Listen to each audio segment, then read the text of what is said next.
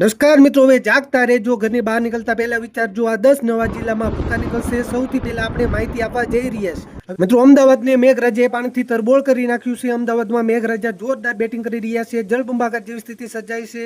આગાહી બદલાઈ ગઈ છે, નવી આગાહી આવી છે. નવા વિસ્તારોમાં ભૂકા કાઢશે. હવે આગામી 12 કલાક એટલે કે 11 ઓગસ્ટને વાર મંગળવારે કયા વિસ્તારોમાં વરસાદ ભૂકા કાઢશે તેની એક તાલુકા પ્રમાણે વાત કરીશું. મિત્રો, વિડીયોમાં તમે વડોદરાના દ્રશ્યો જોઈ રહ્યા છો. વડોદરામાં મેઘરાજા જોરદાર જમાવટ કરી રહ્યા છે. રોડ રસ્તા બેટમાં ફેરવાઈ ગયા છે. તો સુરતમાં પણ કડાકા ભડાકા સાથે મેઘરાજાની જોરદાર એન્ટ્રી થઈ ગઈ છે. સુરતમાં ધોધમાર વરસાદ વરસી રહ્યાના સમાચાર મળી રહ્યા છે. તો વિડીયોમાં તમે મહેસાણા જિલ્લાના કડીના દ્રશ્યો જોઈ રહ્યા છો, જ્યાં લાંબા સમય બાદ ધોધમાર વરસાદ તૂટી પડતા ખેડૂતોમાં ખુશીનો માહોલ છવાયો છે. આણંદમાં વરસાદ, ખેડામાં વરસાદ, દાહોદ, જાલોદ, પંચમહાલ, છોટાઉદેપુર, જામુગડા, ડભોઈ, કરજણ, નર્મદા, રાજપીપળા, સાપુતારા, તાપી, ડાંગ સહિત કેટલાય વિસ્તારોમાં મેઘરાજા તોફાની બેટિંગ કરી રહ્યા છે. મિત્રો, નવી આગાહી પ્રમાણે હવે ક્યાં નવા વિસ્તારોમાં તોફાની વરસાદ પડશે, ધોધમાર વરસાદ પડશે. એક તાલુકા પ્રમાણે સંપૂર્ણ સચોટ માહિતી મેળવી છે. પણ તે પહેલા આ વિડીયોને લાઈક કરી દેજો. આપણી આ ચેનલને ખાસ સબસ્ક્રાઇબ કરવાનું ભૂલતા નહીં. તો મિત્રો, હવે ખાસ સમજો. મિત્રો, શરૂઆત આપણે ઉત્તર ગુજરાતના વિસ્તારોથી કરીએ, ત્યારબાદ આખા ગુજરાતના વિસ્તારોની વાત કરીશું. ઉત્તર ગુજરાતમાં હજુ પણ આગામી 24 કલાક દરમિયાન બનાસકાંઠા જિલ્લામાં ભારે વરસાદની આગાહી છે. બનાસકાંઠા જિલ્લામાં પાલનપુરના વિસ્તારો હોય, અમીરગઢ, દાતા, દાંતીવાડા, ડીસા, ધાનેરા, કાંકરેજ, વડગામ, ઓગઢ અને હળદના કેટલાય વિસ્તારોમાં હળવાથી મધ્યમ વરસાદ, એકલ દુકલ વિસ્તારોમાં ભારે વરસાદ. આ સાથે સાબરકાંઠા જિલ્લામાં પણ યલો એલર્ટ છે.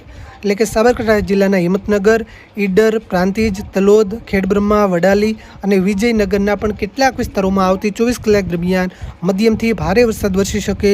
અરવલ્લી જિલ્લામાં પણ યલો એલર્ટ છે. અરવલ્લી જિલ્લામાં અરવલ્લી, ભિલોડા, મોડાસા, બાયડ, મેઘરજ, ધનસુરા અને માલપુરના કેટલાય વિસ્તારોમાં મધ્યમથી ભારે સુધીનો વરસાદ વરસી શકે. આ સાથે પાટણ, મહેસાણા અને ગાંધીનગર જિલ્લામાં હળવાથી મધ્યમ વરસાદની આગાહી છે. મધ્ય ગુજરાતમાં અમદાવાદ જિલ્લામાં હજુ પણ આવતી 24 કલાક દરમિયાન યલો એલર્ટ જાહેર કરાયું છે.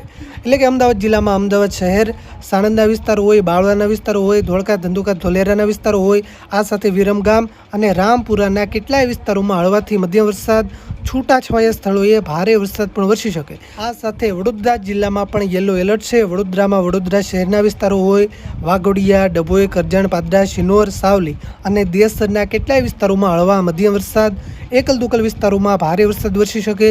આ સાથે મહીસાગર, દાહોદ, પંચમહાલ, છોટાઉદેપુર, આણંદ અને ખેડા જિલ્લામાં હળવાથી મધ્યમ વરસાદની આગાહી છે. દક્ષિણ ગુજરાતના વિસ્તારોની વાત કરીએ તો દક્ષિણ ગુજરાતમાં સુરતમાં ફરી એકવાર ભારે વરસાદનું આગમન થઈ શકે. આગામી 24 કલાક દરમિયાન સુરતમાં યલો એલર્ટ જાહેર કરાયું છે. સુરતમાં 84ના વિસ્તારો હોય, સુરતના વિસ્તારો હોય, કામરેજના વિસ્તારો હોય, ઓલપાડ, માંગરોળ, માંડવી, બારડોલી, પલસાણા, મહુવા અને ઉમરપાડાના કેટલાય વિસ્તારોમાં હળવા મધ્યમ વરસાદ, એકલ દોકલ વિસ્તારોમાં ભારે વરસાદ વરસી શકે. આ સાથે ભરૂચ, નર્મદા, તાપી, ડાંગ, નવસારી અને વલસાડ જિલ્લામાં હળવાથી મધ્યમ વરસાદની આગાહી છે. સુરેન્દ્રનગર, અમરેલી, બોટાદ અને ભાવનગર જિલ્લામાં હજુ પણ આવતી 24 કલાક દરમિયાન યલો એલર્ટ છે. એટલે કે આ જિલ્લાઓના કેટલાય વિસ્તારોમાં હળવા મધ્યમ વરસાદ, એકલ દોકલ વિસ્તારોમાં ભારે વરસાદ વરસી શકે. આ સાથે મોરબી, જામનગર, રાજકોટ, જુનાગઢ, ગીર સોમનાથ, પોરબંદર આ વિસ્તારોમાં હળવાથી મધ્યમ વરસાદની આગાહી છે. તમારા વિસ્તારમાં વરસાદ છે કે નહીં, વિસ્તારનું નામ લખી નીચે કોમેન્ટ કરવાનું ભૂલતા નહીં. વિડીયોને તમારા બધા ગ્રુપમાં શેર કરજો, જેથી બધા ખેડૂત મિત્રો સુધી માહિતી પહોંચે. લાઈક કરી દેજો, ચેનલને સબસ્ક્રાઇબ કરવાનું ભૂલતા